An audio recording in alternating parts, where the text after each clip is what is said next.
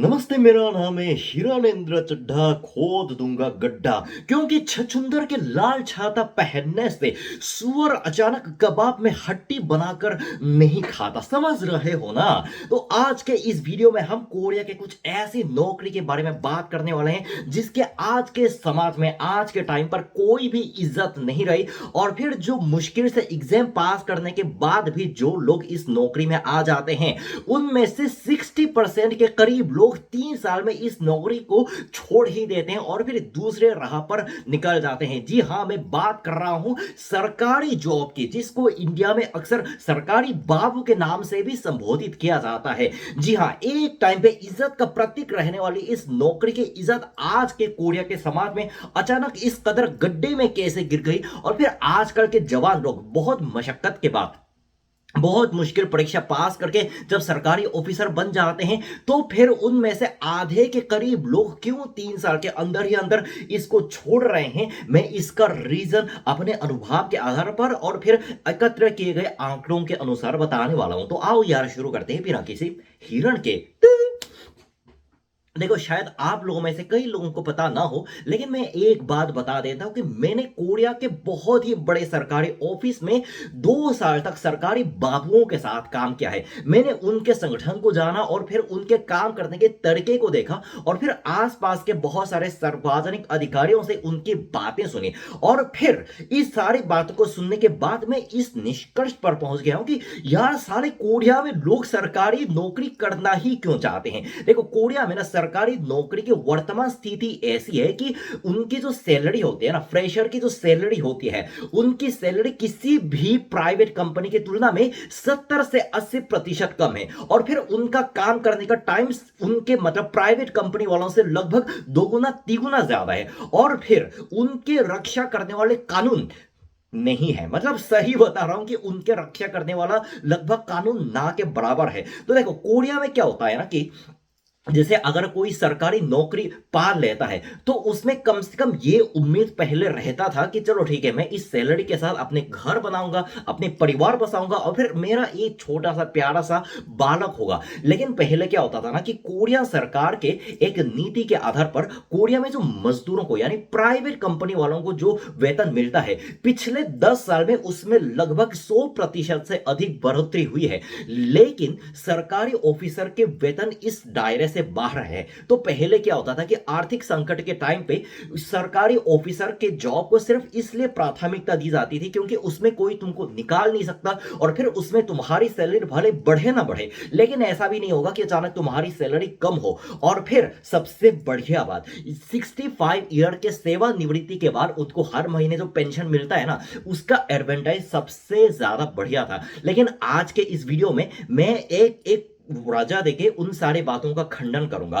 पहली बात, सबसे पहली बात की सैलरी की बात करते हैं। देखो, आजकल कोरियन सरकार के आंकड़ों के अनुसार जो प्राइवेट कंपनी में हमें जो सैलरी मिलती है ना, यानी कि न्यूनतम जो वेतन होता है, वो किसी भी प्रकार के फ्रेशर वाले सरकारी अधिकारियों से बहुत ही ज्यादा ऊंचा है। इसको दूसरे शब्दों में कहें तो आप ऐसे समझ सकते हो कि फ्रेशर सरकारी अधिकारी जैसे जब उनके नियुक्ति हो जाती है, जब उनकी नियुक्ति होती है तो लगभग 5 से 6 सालों तक उनको किसी भी प्राइवेट कंपनी की तुलना में 70 से 80% कम सैलरी में काम करना पड़ता है।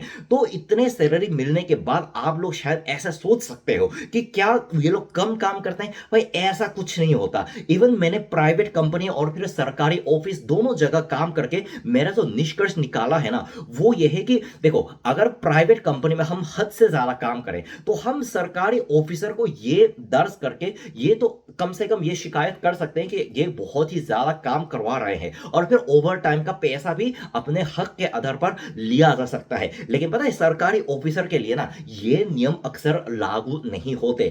तो इसको देखते हुए सरकार ने एक नियम बनाया कि चलो ठीक है, तुम हर महीने कुछ कुछ हद तक अपने ओवर टाइम का समय लिखकर उसको या तो छुट्टी में कन्वर्ट कर सकते हो या फिर अपने पैसों में कन्वर्ट कर सकते हो। लेकिन यहां पे क्या होता है ना कि उस सिस्टम का कोई यूज नहीं हो रहा क्योंकि उस सिस्टम में जितने समय निर्धारित किए गए हैं, अक्सर कोरिया के सरकारी ऑफिसर उससे 3 गुना और 4 गुना ज्यादा भी काम कर लेते हैं। तो समझो कि उन्होंने 3 गुना 4 गुना टाइम मुफ्त में काम कर दिया और फिर उसका पैसा किसको जाके दावा करेंगे? किसी के पास भी नहीं, किसी के पास वो अपने ओवर टाइम के पैसे का दावा नहीं कर सकते। और दूसरी बात, लोगों की सरकारी ऑफिसर को देखने की इज्जत एकदम, यानी कि उनकी नजरें एकदम गिरी हुई है। देखो, कोरिया के लोगों के पहले सोच में ना ऐसा होता था कि मतलब ये लोग हमारे टैक्स से पैसे खाने वाले लोग हैं, इसलिए हम कैसे भी तरह के व्यवहार करें तो उनको चलेगा, कोई दिक्कत नहीं है, ये हमारा अधिकार है। देखो, एक्चुअली इसको कहें तो इसको दादागिरी कहा जाता है, ये अधिकार का दुरुपयोग है जिसको रोकना चाहिए। लेकिन कोरिया में सरकारी ऑफिसरों की खास बात यह है कि अगर कोई नागरिक उनके पास आके चिल्लाए, इवन उन पे हाथ भी उठाए और बंदूक भी दिखाए, हथियार दिखाए, कुछ भी करे, कोरिया के कानून और फिर उनके ऊपर बैठे हुए लोग अक्सर उनकी रक्षा नहीं करते। बोलते कि ये उनकी प्रॉब्लम है, ये तुम्हारी प्रॉब्लम है, वो तुम उनके नागरिक से अच्छी तरह से बात कर लेना।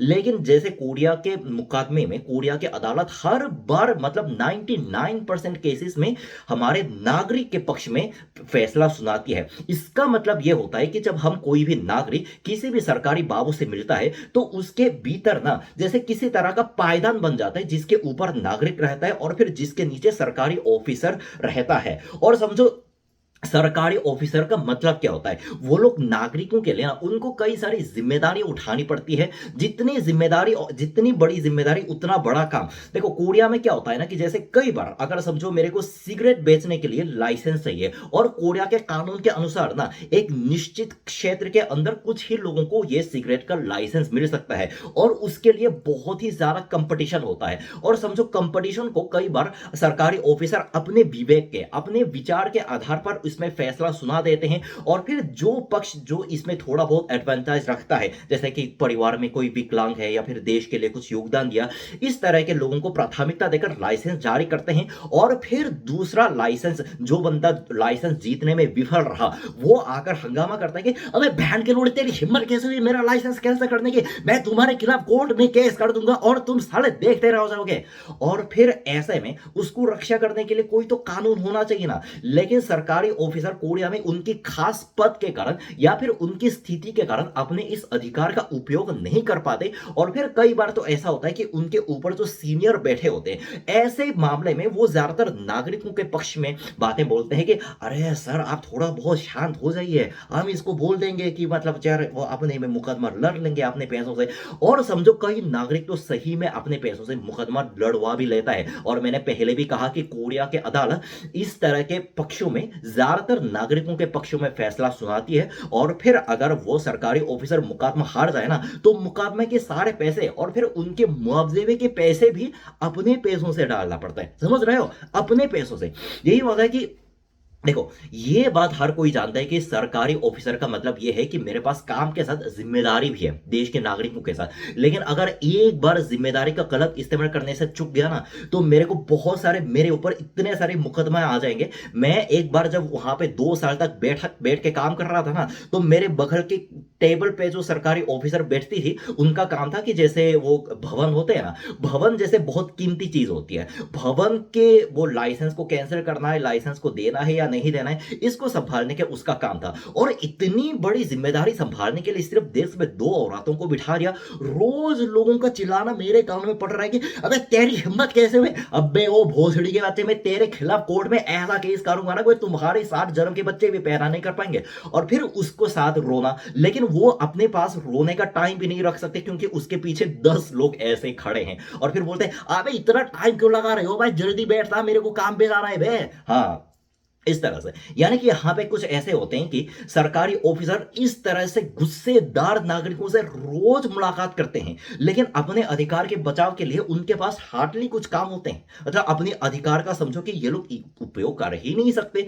ये लोग हमेशा नागरिकों के अधिकार की रक्षा में अपना पूरा जीवन लगा देते हैं। लेकिन आज कोरिया सरकार ने खुद कह दिया कि जैसे बच्चे पैदा हो ही नहीं रहे, मतलब टैक्स इकट्ठे नहीं हो रहा है, मतलब हमारे जो पेंशन जो कि 65 ईयर के सेवानिवृत्ति के बाद उनको मिलना चाहिए, वो भंडारा भी खाली हो रहा है। अगर इस तरह से चलता रहा तो उनके टैक्स तो जाएगा ही जाएगा, लेकिन उनके सेवानिवृत्ति के बाद उनको जो पेंशन जिसके उम्मीद पर अभी कोरिया के जितने भी तमाम सरकारी ऑफिसर अपनी कुर्सी पर काम कर रहे हैं, उसका भंडारा भी खाली हो जाएगा। तो समझो, 20 साल तक लोगों की गाली खा के मेरे को क्या मिला, घंटा पैसे। मतलब कुछ हद तक कुछ इतना सा वो छोटा बहुत थोड़ा मोड़ा सा सेवानिवृत्ति के पैसा मिल सकता है। लेकिन जैसे अभी के टाइम पे हर महीने उनको कुछ सारा का पेंशन मिलता था ना, उसमें भी संशोधन कर दिया, जिसकी वजह से उसके भी ना मिलने के चांसेस 90% ज्यादा है।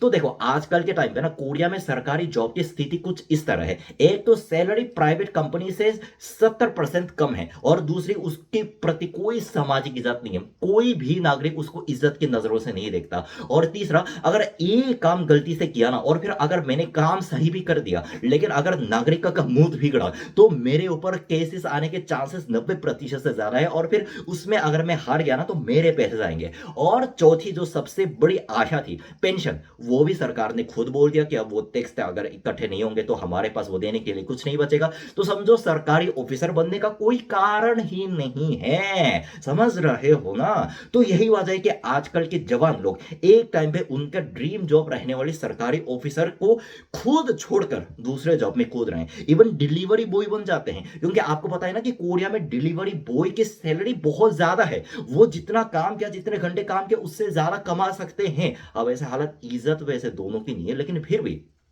यही वजह है कि आजकल कोरिया में सरकारी जॉब के प्रति लोकप्रियता दिन ब दिन घटती जा रही है, और फिर खास करके युवा लोग इसको करना ही नहीं चाहते। तो बस यार, आज की वीडियो में इतना ही। उम्मीद करता हूं आज के इस वीडियो के माध्यम से एक नई जानकारी आपको मिल गई होगी। मैं वापस आऊंगा और मजेदार वीडियो के साथ। तब तक क्या करना है, सावधान रहना है, सुरक्षित रहना है, सीखे को सबक सबको। जय भारत, जय साउथ कोरिया।